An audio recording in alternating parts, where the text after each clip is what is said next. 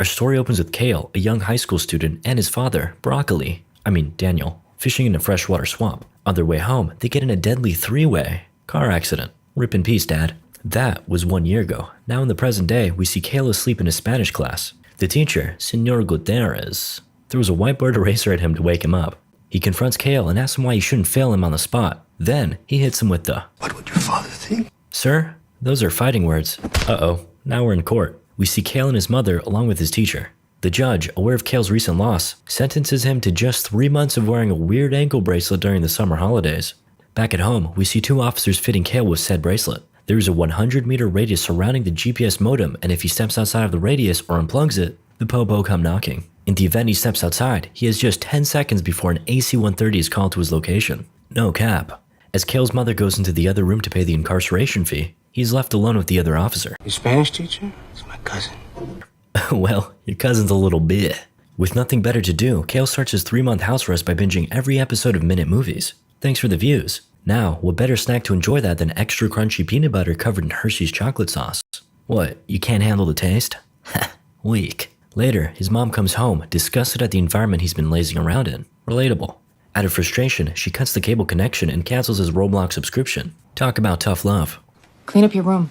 Kale spends the next few hours doing laundry, cleaning the house, and pounding down Red Bull. Well, that didn't last long. Later, Kale wakes up to the sound of a moving truck and looks out his window to find a new family moving in next door. He looks on with interest, though he's quickly interrupted as the doorbell rings. He opens it to find a burning paper bag. He puts it out with his foot, though soon realizes his mistake. He just stepped in chocolate. Okay, no, that's poop. He spots the 2 culprits and chases after them on the main road. Dude, you said he couldn't leave his house! Oh, yeah, I forgot about that. He looks down and notices that his GPS tracker is flashing red. Uh-oh. He sprints back to his house, though he's a second too late. The cops pull up shortly after. As he lays on the ground, handcuffed, he notices Ashley. Boy, I'd much rather see her in handcuffs than me. For Kale, it's love at first sight. Later, he chats with Detective Parker on the phone.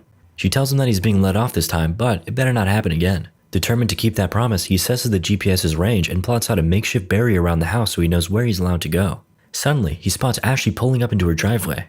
But because he's a beta male, he ducks down under the bushes before rushing inside to avoid being seen. Come on, Kale, don't you know girls love confidence? Just be yourself, bro. Afterwards, he heads upstairs to have a peek at Ashley through the window. Dude, not cool. Although, with the lack of internet and TV, I understand. A few days later, Ronnie, his best friend, knocks on the door. They haven't seen each other in ages, so Kale gives him a warm welcome. As they make their way up the stairs, Kale explains what he's been doing the last few days to satisfy his boredom. He hands Ronnie a pair of binoculars and reveals that he's been spying on his neighbors. He shows that one of them, Mr. Pilch, is engaging in extracurricular activities with his maid while his wife is at the country club. Damn, this shit better than reality TV. I'm not a stalker. These are just simple observations. Understandable. Enjoy your viewing. Next up, he leads Ronnie to the living room and shows him his favorite person to spy on, Ashley. Later that day, Kale can be seen doing a little reach around. This is the length he has to go through to not trigger that alarm. Suddenly, Ashley appears and offers her help. The pair talk for a moment before her mom calls her away. That evening, while his mom is dozing off, he watches the news channel discovering a recent kidnapping in the suburbs. Boring. Let's tune into a late-night broadcast of yoga instead. Ooh, I love this channel. Oh shit, I've been spotted. He ducks down before realizing that it's much too dark for her to see him. Back to the Ashley show, her dad barges into her room and shouts at her before slamming the door closed. Rude. After she goes to bed, he sees that one of his neighbors, Mr. Turner, arrives home suspiciously late.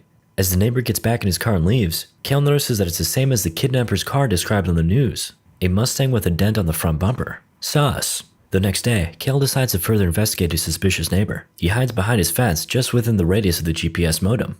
Suddenly, his neighbor spots him and approaches the fence. "What are you doing?" Kale is relieved to learn that the neighbor was simply getting confrontational with a rabbit. "I caught you." Oof, close one. Later that day, Ronnie is back at Kale's house. They talk about the recent events. Bro, I'm pretty sure my neighbor is a kidnapper. Oh, cool. Anyway, let's look at Ashley. Going for another swim, I see. We're going swimming. Kale hands binoculars to Ronnie, who leans in a little too far. Oh, God. The 2 boys drop to the ground, fearing that she heard the bang. Kale peeks out the window again, and he and Ashley make eye contact. Moments later, the doorbell rings, and the 2 boys stumble on their way down the stairs. After they muster up their courage, they open the door, revealing Ashley. What took you so long? A suspicious Ashley makes her way up to Kale's bedroom, before grabbing his binoculars. Have you been spying on me? What? No, of course not. Awkward. Fortunately, they clutch by convincing her that they're only spying on Mr. Turner, the potential cold-blooded killer from Texas. Right. They mention his car's description, but when Ashley has a look, she finds that the fender is fine. Bro, what the heck are you doing? Later that night, the three teens set themselves up for a stakeout. Ronnie gets a bunch of snooping equipment from his uncle and they proceed with a night of sussy spying. After a few hours of mindlessly watching on, they finally spot Mr. Turner pulling up. But he has a completely new whip. He opens the door of his car and leads his new friend inside. Suddenly, he pulls out a sharp knife and prepares to hit it from behind. The two teens look on with horror, but before he penetrates, he ends up cutting off the price tag from her new dress instead. Oh, he's a sugar daddy. That's only slightly less worse than a kidnapper. Well, so much for that murder mystery. The group ends up calling it a night and Kale walks Ashley back home. Well, as far as he can. Guess this is as far as you go. The pair share a romantic moment before Kale heads back.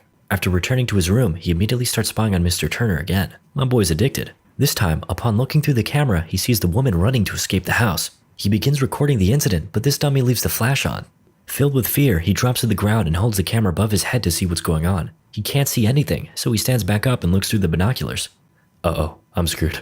Then, Kale's phone rings and he crawls across the floor to pick it up. It's Ronnie. Kale frantically explains the situation, but as he's doing so, he looks out and sees the girl getting back into her car and driving off. I'm sure this is normal, Kale. Every guy has a story about that one girl who got away. The next morning, and as he's making breakfast, Kale grabs his knife and questions his neighbor. What are you doing in my house? But then, Kale's mother enters the room holding grocery bags and explaining that she ran into Mr. Turner, aka Robert, at the store on her way out. He offered to change her flat tire, if you know what I mean. No, just kidding, he actually helped her with that. Anyway, his mom remembers that she left the milk in her car, so she heads back to get it, leaving Robert and Kale alone in the kitchen. Things get tense as Robert notices Kale's GPS tracker and questions what he did. After Kale reveals that he bunked his teacher, Robert empathizes, citing his time in high school. There are plenty of teachers I wanted to just kill.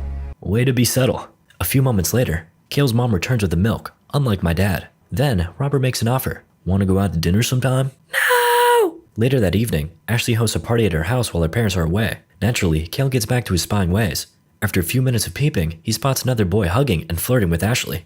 Oh no. In retaliation, Kale decides to blast loud music from his rooftop to disrupt the party. Though, Ashley ends up jumping through his window to unplug the music. She even threatens to throw away his iPod, but then he admits to having been spying on her since she moved in. He tells her about all the small details of her personality that he's noticed. And, somehow, Ashley's totally into this and they kiss. It's either the creepiest or the sweetest thing I've ever heard. Remember boys, sweet if you're cute, creepy if you're not. Unbeknownst to them, and right next door, Robert's window has just been covered in blood. A few moments later, they hear loud thuds from outside their window. They look out and see the notorious neighbor dragging a bloodied bag down his stairs. The next day, they decide to investigate. Ronnie is tasked with breaking into his car to see what was in the bag. Meanwhile, Ashley follows Robert as he shops, so they know when he's on his way home. Ronnie manages to break into the car when Kale's phone rings. I lost Turner. You had one job, Ashley. Suspecting that Robert is on his way home, Kale hurries Ronnie to feed him the password to the garage.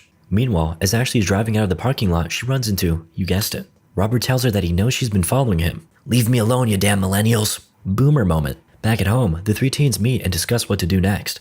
Ashley tells them all to drop it, believing that they've taken things too far. Before the conversation can continue, she's once again called away by her mother. Apparently, it's her parents' anniversary. Look at you still having two parents, Ashley.